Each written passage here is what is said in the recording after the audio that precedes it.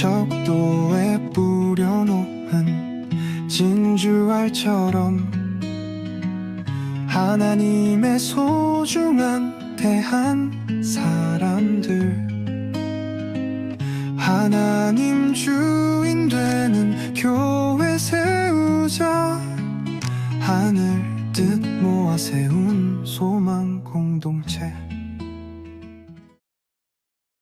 제29장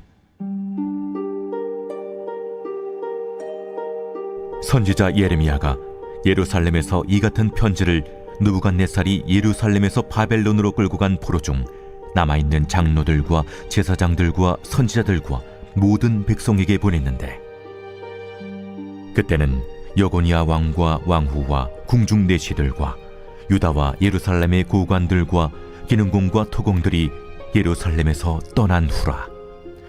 유다의 왕 시드기야가 바벨론으로 보내어 바벨론의 왕 느부갓네살에게로 가게 한 사반의 아들 엘라사와 hil기야의 아들 그마랴 편으로 말하되, 만군의 여호와 이스라엘의 하나님께서 예루살렘에서 바벨론으로 사로잡혀 가게 한 모든 포로에게 이와 같이 말씀하시니라. 너희는 집을 짓고 거기에 살며 텃밭을 만들고 그 열매를 먹으라. 아내를 맞이하여 자녀를 낳으며 너희 아들이 아내를 맞이하며 너희 딸이 남편을 맞아 그들로 자녀를 낳게 하여 너희가 거기에서 번성하고 줄어들지 아니하게 하라. 너희는 내가 사로잡혀 가게 한 그 성읍의 평안을 구하고 그를 위하여 여호와께 기도하라. 이는 그 성읍이 평안함으로 너희도 평안할 것임이라. 만군의 여호와 이스라엘의 하나님께서 이와 같이 말씀하시니라. 너희 중에 있는 선지자들에게와 점쟁이에게 미혹되지 말며 너희가 꾼 꿈도 고지 듣고 믿지 말라. 내가 그들을 보내지 아니하였어도 그들이 내 이름으로 그 짓을 예언함이라. 바벨론에서 70년이 차면 내가 너희를 돌보고 나의 선한 말을 너희에게 성취하여 너희를 이곳으로 돌아오게 하리라. 너희를 향한 나의 생각을 내가 아나니 평안이요 재앙이 아니니라. 너희에게 미래와 희망을 주는 것이니라. 너희가 내게 부르짖으며 내게 와서 기도하면 내가 너희들의 기도를 들을 것이요 너희가 온 마음으로 나를 구하면 나를 찾을 것이요 나를 만나리라. 나는 너희들을 만날 것이며 너희를 포로된 중에서 다시 돌아오게 하되 내가 쫓아보내었던 나라들과 모든 곳에서 모아 사로잡혀 떠났던 그곳으로 돌아오게 하리라. 샬롬, 반갑습니다. 오늘도 하나님의 은혜가 함께 하시는 하루가 되시기 바랍니다. 오늘은 살아계심과 다스림이란 제목으로 함께 하나님의 말씀 나누겠습니다. 사랑하는 성도 여러분, 우리는 때때로 어려움을 당할 때 우리의 신앙이 흔들릴 때가 있습니다. 그러나 성경은 분명히 정언합니다. 하나님은 살아계시며 오늘도 여전히 통치하고 계십니다. 예레미야 29장의 배경은 매우 어둡습니다.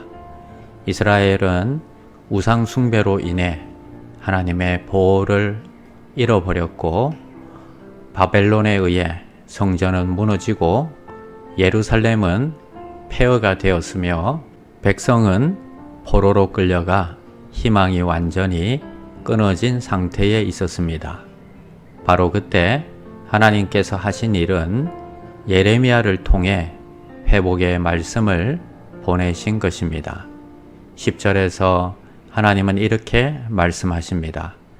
바벨론에서의 70년이 차면 내가 너희를 돌보고 너희를 이곳으로 돌아오게 하겠다. 회복의 시점은 하나님이 정하고 계신다는 사실입니다.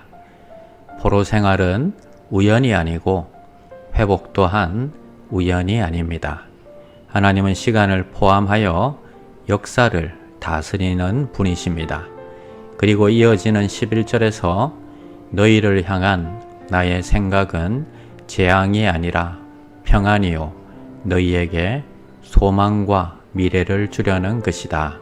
성도 여러분, 이스라엘의 현실은 재앙이었습니다. 그러나 하나님의 생각은 재앙이 아니었습니다. 사람이 보는 현실과 하나님이 계획하시는 미래는 언제나 다를 수 있습니다. 이것이 회복의 핵심입니다. 회복은 환경이 좋아지는 것이 아니라 하나님의 뜻을 다시 신뢰하는 데서 시작됩니다. 이 지점에서 우리는 민수기 15장을 함께 떠올려야 합니다. 민수기 15장은 정탐꾼 사건 이후 광야에서 한 세대가 죽게 될 것이라는 무거운 선언 뒤에 주어진 말씀입니다. 너희는 내가 인도하는 땅에 들어가거든. 즉, 징계 중에도 하나님은 회복의 삶을 약속하셨습니다. 그리고 이스라엘 백성에게 옷단에 술을 달게 하신 것은 광야의 하나님이 여전히 가나안의 하나님이심을 기억하게 하기 위함이었습니다. 마찬가지로 오늘 본문의 바벨론 포로지에서도 하나님은 말씀하십니다. 나는 너희를 버리지 않았다. 나는 여전히 너희를 다스리고 있다. 70년이 지나면 너희는 다시 돌아올 것이다. 사랑하는 성도 여러분, 오늘 우리의 삶에도 포로 같은 시간이 있을 수 있습니다.